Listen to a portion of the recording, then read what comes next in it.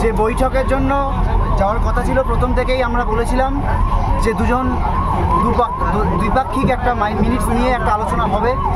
আমরা গিয়েছিলাম সেখানে, আজকে দীর্ঘক্ষণ একটা আলোচনা হয় এবং সত্যি কথা বলতে কিছু অংশে আমাদের যে বিশাল আন্দোলন, আমাদের যে জুনিয়র ডাক্তারদের আন্দোলন এবং তার পেছনে মানুষের সমর্থন, সেটা আমরা মুখ্যমন্ত্রীর কাছে পৌঁছাতে পেরেছি। এবং সেই জায়গায় দাঁড়িয়ে তিনি প্রাথমিকভাবে কলকাতা পুলিশ কমিশনার বিনীত গোয়েলকে সরিয়ে দেওয়ার একটা আশ্বাস তিনি দিয়েছেন এবং স্বাস্থ্য ভবনের ক্ষেত্রে যে দাবিগুলো আমরা রেখেছিলাম, ডিএমই এবং ডিএইচএস, তাদেরও একটা সরিয়ে দেওয়ার একটা আশ্বাস আমরা পেয়েছি। কিন্তু এই যে প্রত্যক্ষ এবং পরোক্ষ তথ্য প্রমাণ লোপাট এবং দুর্নীতি হোক এবং এই থ্রেট হোক, সিন্ডিকেট হোক, তার যার একটা প্রশ্রয় হয়েছে সেই প্রিন্সিপাল হেলথ সেক্রেটারি, সে বিষয়ে কোনো সিদ্ধান্ত তিনি নিতে পারেননি। এছাড়াও আমাদের সেফটি সিকিউরিটি বিষয়ে তিনি কেবল একটা টাস্ক ফোর্স গঠন করবেন এরকম একটা কথা বলেছেন। কিন্তু আমরা স্পষ্টতই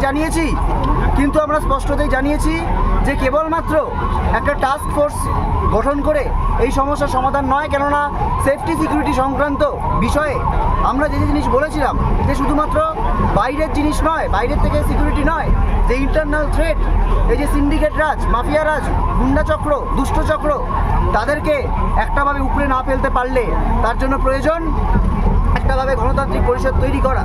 সেই বিষয়ে একটা আলোচনা পথ ওপেন হয়েছে, কিন্তু সেই নিয়ে কোনো কথা কিন্তু খুব বেশি দূরে এগোয়নি।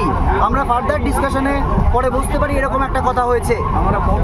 আমরা পথ খোলা রেখে এসেছি, আমরা পথ বন্ধ করতে চাইনি। আমরা যেহেতু সদিচ্ছার একটা ব্যাপার চলছে, আমরা পথ খোলা রেখেছি এবং একথাও মনে করিয়ে দিতে চাই যে যেটুকু আংশিক দাবি আমরা পূরণ করে আনতে পেরেছি সেটা আজকে এই আন্দোলনের একটা বড় জয়।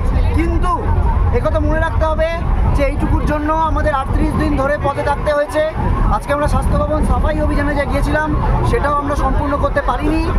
আজকে এই অবস্থায় গিয়ে আমরা ধর্ণা মঞ্চে ফিরে যাচ্ছি, বিক্ষোভ মঞ্চে ফিরে যাচ্ছি।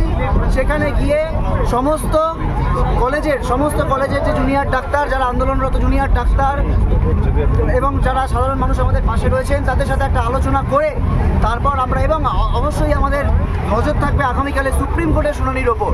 এবং অবশ্যই যে কিছু আলোচনা হয়েছে সেই আলোচনা যতক্ষণ না বাস্তবায়িত হচ্ছে, সেই বাস্তবায়নের ওপরেও আমাদের নজর থাকবে যে কত দিনে এই বিষয়টির একটা বাস্তবায়ন হয়, সেদিকেও আমরা তাকিয়ে রয়েছি। আজকে মাননীয় মুখ্যমন্ত্রীর সাথে ওয়েস্ট বেঙ্গল জুনিয়র ডক্টর্স ফ্রন্টের যে বৈঠক ছিল, নানান টাল বাহানার পর এই বৈঠক সম্পন্ন হয়। আমরা এই বৈঠকে ওয়েস্ট বেঙ্গল জুনিয়র ডক্টর্স ফ্রন্টের রিপ্রেজেন্টেটিভ ছিলাম। এই জায়গা থেকে মাননীয় মুখ্যমন্ত্রী কিছু সুনির্দিষ্ট প্রশ্ন আমাদের কাছে রাখেন। 5 দফা দাবি নিয়ে আমরা ডিটেলস, আমাদের যে দাবি, কেন আমরা এই দাবি করছি সেই দাবি নিয়ে বিস্তারিত আলোচনা করি। আমাদের দাবি কেন ন্যায়সঙ্গত সেই জায়গাগুলো আমরা পরিষ্কারভাবে রাখার পর তিনি মনে করেন ডিএমই, ডিএসএইচ এবং সিপি স্যারকে তিনি ট্রান্সফার করবেন। আমরা মনে করি তিনি যে এই মৌখিক প্রতিশ্রুতি দিয়েছেন, মিনিটসের মাধ্যমে যে প্রতিশ্রুতি দিয়েছেন, এই প্রতিশ্রুতি যদি বাস্তবায়িত হয় তাহলে আমরা হয়তো বলতে পারি আলোচনা কিছুটা সদার্থক। তারপরেও বলতে চাই সেটা হচ্ছে প্রিন্সিপাল সেক্রেটারি আমাদের যে জায়গা ছিল, যে তার বিরুদ্ধে অ্যাকশন নিতে হবে, ট্রান্সফারের জায়গা করতে হবে এবং ডিসি সেন্ট্রালের যে পয়েন্ট ছিল আমাদের, সেই জায়গাটাতে এখনও কোনো ফলপ্রসূ সম্পন্ন আলোচনা আমরা পাইনি, ফলপ্রসূ আশা আমরা পাইনি। রিগার্ডিং সেফটি সিকিউরিটি এবং বিভিন্ন কলেজে আরটি এবং স্টুডেন্ট ইউনিয়ন তৈরি করার যে প্রসঙ্গ, এই প্রসঙ্গ নিয়ে আমরা আলোচনা করি। উনি একটা ন্যাশনাল টাস্ক ফোর্স গঠনের কথা বলেন চিফ সেক্রেটারিকে হেড করে। আমরা তাদের ডিসএগ্রি করলেও আমরা বলেছি এই নিয়ে আমরা আলোচনায় বসতে রাজি, যদি আমাদের সেফটি সিকিউরিটি মেজার সম্পর্কে যাবতীয় যা পদক্ষেপ, সেই পদক্ষেপ নিয়ে আমরা ডিটেলস ডিসকাশনে রাজি আছি। এই অবধি আজকের আলোচনা হয়েছে। বাকি ধর্ণা মঞ্চ থেকে আমরা ডিটেলস ডিসকাশন আমরা করব। হ্যাঁ, কিন্তু এই পাশাপাশি এই কথাটা বলে রাখতে চাই, আমাদের আন্দোলন স্বাস্থ্য ভবনের সামনে যেরকম আমাদের অবস্থান বিক্ষোভ চলছে এবং আমরা যে কর্মবিরতিতে আছি, আমরা আমাদের কলেজের সমস্ত ছাত্রছাত্রীরা, নার্সিং, মেডিকেল পড়ুরা যারা এই আন্দোলনের সাথে সরাসরিভাবে যুক্ত, তাদের সাথে সম্পূর্ণরূপে আলোচনা করার পর আন্দোলনের এবং আমাদের কর্মবিরতির গতি প্রকৃতি সম্পর্কে সুনির্দিষ্ট সিদ্ধান্ত নেব।